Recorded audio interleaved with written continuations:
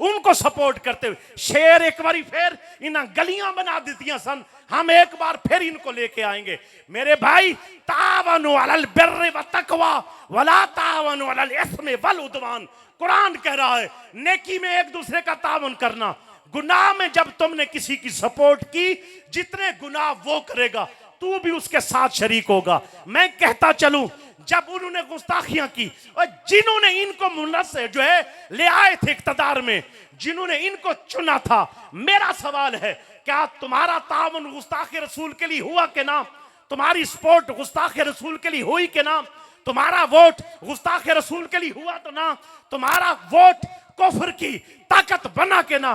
फिर किस मुंह से कहते हो मैं हजूर का गुलाम हूं? ए आसन कब्रा ते पोसन खबरा, मरने की देर है, तुझे इल्म हो जाएगा तेरी तस्बीहां किधर जाती हैं, तुझे इल्म हो जाएगा। तुझे समझ नहीं आई अभी तक?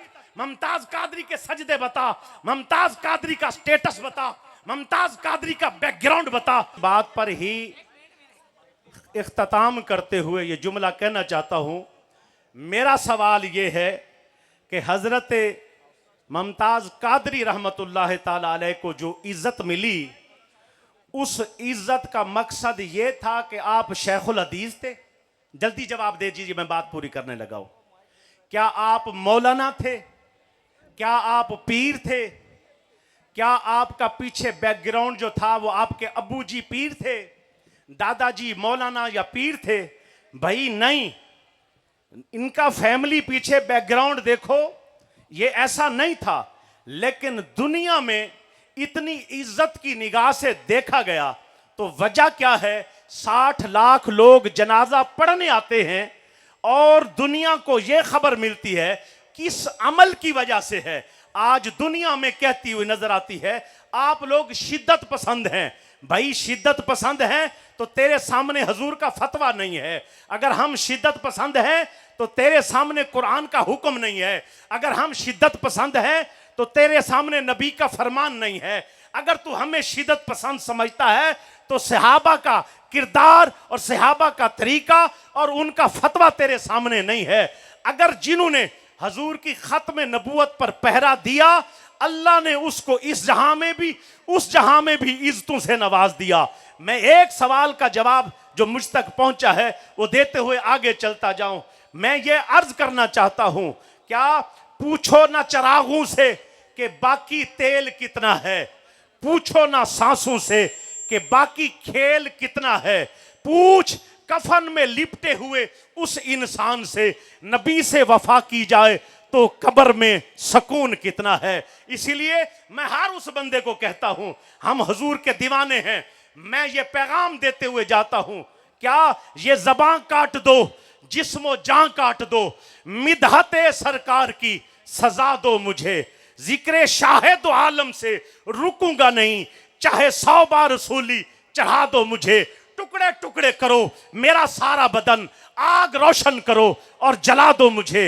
एक दो रोज नहीं, रोजे माशर तलक जिस तरफ जिस जगह ये हवा जाएगी, नबी के दीवाने का वादा रहा, ताजदारे खत्म नबूवत की सदा आएगी। अब मैं एक आखिर पर वो जो मुझे फरमाइश है क्यों कहता हूं, सोई कौम को उठाया बाबा जी ने, सोए हुए लोगों को उनके अंदर ईमान की जो है ना रमक पैदा की बाबा जी ने, और जिनको बिरयानी लेने का चज तरीका ना आता था उस कौम में शऊर जिहाद पैदा किया बाबा जी ने। निजाम मुस्तफा की बहारें लाने के लिए मैदान अमल में जो लाए वो बाबा जी हैं। इसीलिए मैं कहता हूं मैं होर किसे दा नहीं होना।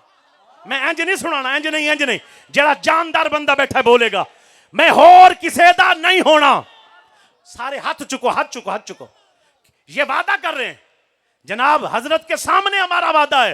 बाबा जी कल भी असी बाबा जी दे सा, आज भी बाबा जी दे।